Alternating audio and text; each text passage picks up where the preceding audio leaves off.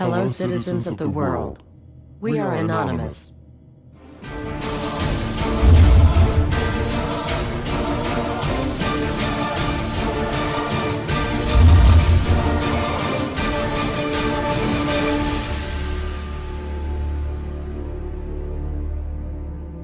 Dear brothers and sisters, now is the time to open your eyes. In a stunning move that has civil libertarians stuttering with disbelief, the U.S. Senate has just passed a bill that effectively ends the Bill of Rights in America.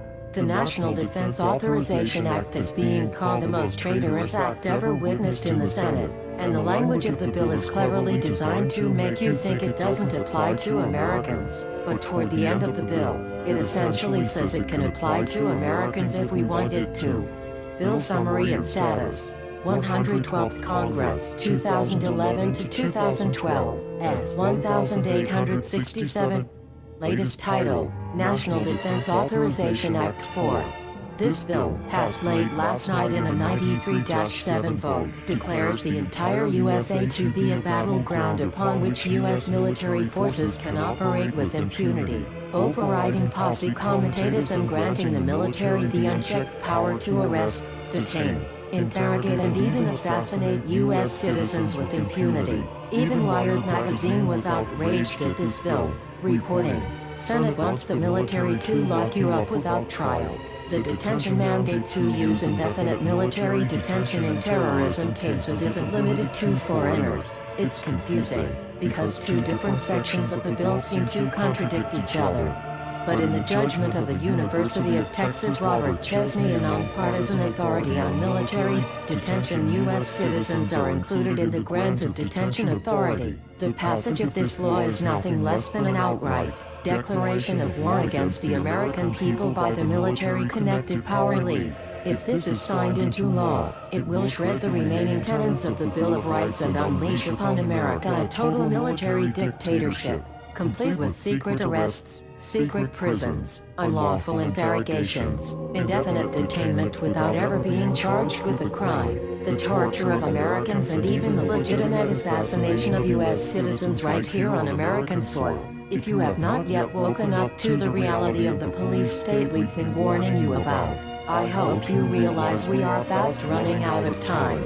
Once this becomes law, you have no rights whatsoever in America, no due process, no First Amendment speech rights, no right to remain silent, nothing. The U.S. Senate does not want us to speak. I suspect even now orders are being shouted into telephones and men with guns will soon be on their way. Why?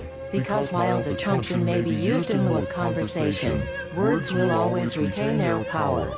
Words offer the means to meaning and for those who will listen, the enunciation of truth. And the truth is, there is something terribly wrong with this country, isn't there? Cruelty and injustice, intolerance and oppression, and where once you had the freedom to object, to think and speak as you saw fit, you now have censors and systems of surveillance coercing your conformity and soliciting your submission. How did this happen? Who's to blame? Well, certainly there are those who are more responsible than others, and they will be held accountable. But again, truth be told, if you're looking for the guilty, you need only look into a mirror. I know why you did it. I know you were afraid. Who wouldn't be? War, terror, disease. There were a myriad of problems which conspired to corrupt your reason and rob you of your common sense.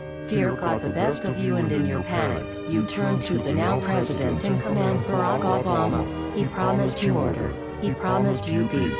And all he demanded in return was your silent, obedient consent.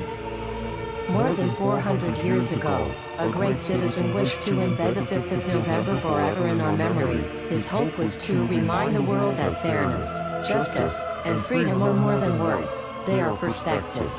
So if you've seen nothing, if the crimes of this government remain unknown to you, then I would suggest that you allow the 5th of November to pass unmarked. But if you see what I see, if you feel as I feel, and if you would seek as I seek, then I ask you to stand beside one another, 1 year from November 5th, 2011, outside the gates of every courthouse of every city demanding our rights. Together we stand against the injustice of our own government. We are anonymous. We are legion. United as one. divided by 0. We do not forgive censorship. We do not forget oppression. U.S. Senate. Expect us.